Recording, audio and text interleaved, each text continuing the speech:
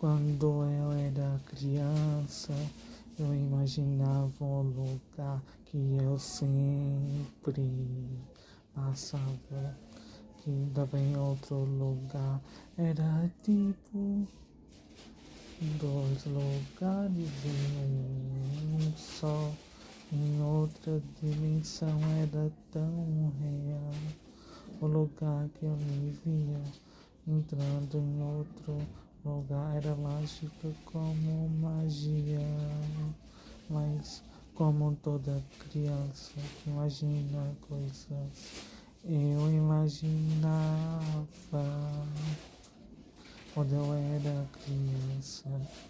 Eu imaginava um lugar que eu sempre passava, que dava em outro lugar. Era tipo em outra dimensão, era tão real o lugar que eu me via entrando em outro lugar.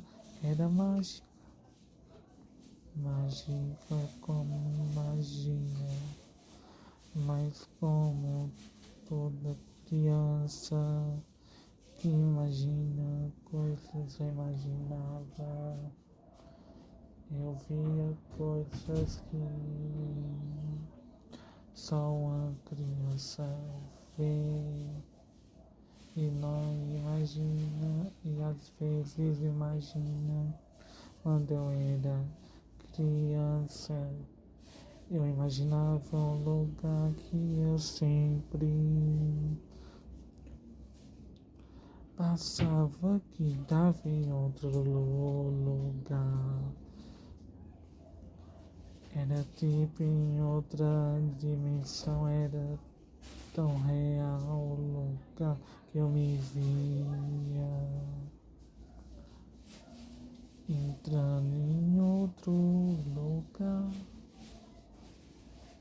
misterioso. Era mágica como magia do circo, mais como outra criança que imagina coisas. Eu imaginava quando eu era criança, eu imaginava um lugar que eu sempre passava. Dava em outro lugar, era tipo em outra dimensão.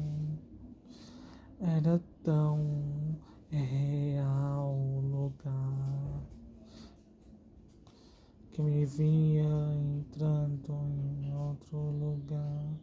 Era mágica como magia, mas como toda criança que imagina coisas, eu imaginava, como toda criança imaginava, eu imaginava.